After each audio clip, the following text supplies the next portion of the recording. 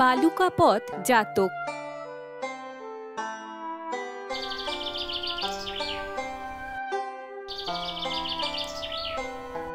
একবার বোধিসত্ত্ব বণিক রূপে জন্মগ্রহণ করেন। বণিক হওয়ায় তিনি বিভিন্ন জায়গায় বাণিজ্য করে বেড়াতেন। বাণিজ্যের জন্য তার 500 গরুর গাড়ি ছিল। সেই সময় গাড়িতে পণ্য বোঝাই করে তিনি লোকজন সমেত দূর দূরান্তে বাণিজ্য করতে যেতেন। একবার তিনি বাণিজ্য করতে যাওয়ার পথে একটি মরুভূমি পড়ে। সূক্ষ্ম বালুকাকীর্ণ সেই মরুভূমি সূর্য ওঠার সাথে সাথে আগুনের মতো উত্তপ্ত হয়ে উঠত। সেই তাপ এতটাই বেশি হতো যে তার ওপর দিয়ে পথ চলা অসম্ভব হয়ে দাঁড়াতো।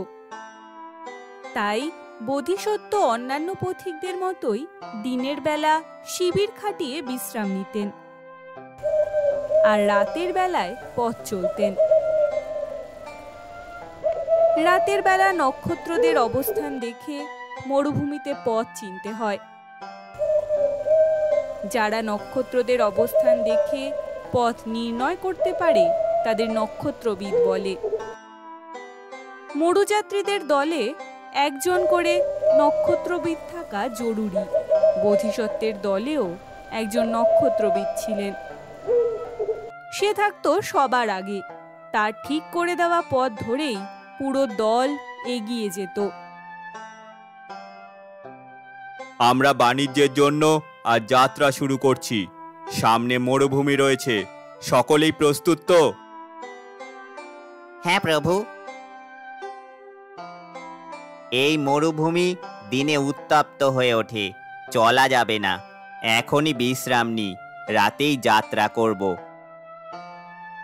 ঠিক আছে, সন্ধ্যের পর অপ্রয়োজনীয় বোঝা নামাও। গাড়ি হালকা হলেই রাতে পার হব।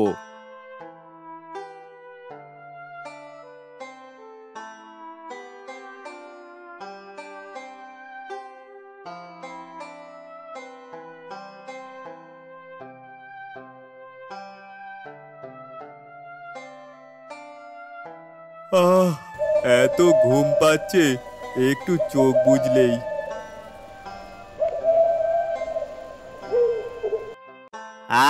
ভুল পথে চলে এসেছি। গাড়ি ঘোরাও তাড়াতাড়ি। আবার সেই জায়গায় ফিরে এলাম। সব লোক কাঠ তো ফেলে দিয়েছে, এবার কি হবে? আমরা তো মরেই যাব। এখন ভেঙে পড়লে চলবে না, মাথা ঠান্ডা রাখো, আমি কিছু ভাবছি।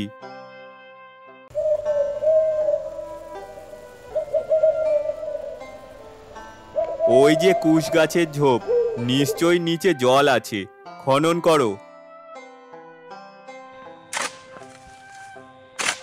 আর তো খনন করা যাচ্ছে না, পাথর আটকে দিয়েছে। জল আছে, এই পাথরের নিচেই আছে। এই কাজ তোমার, হাতুড়ি দিয়ে পাথর ভাঙো, সবাই তোমার ওপর নির্ভর করছে। আমি পারবো প্রভু। জল জল জল পেয়েছি। আপনি না থাকলে আজ আমরা মরেই যেতাম। জ্ঞান, ধৈর্য আর সাহস, এই তিনে মিলেই বিপদ জয় করা যায়। আমরা শুধুই পণ্য আনিনি, শিক্ষা নিয়েছি বিপদের সামনে মাথা ঠান্ডা রাখতে হয়, তাহলেই জয় নিশ্চিত।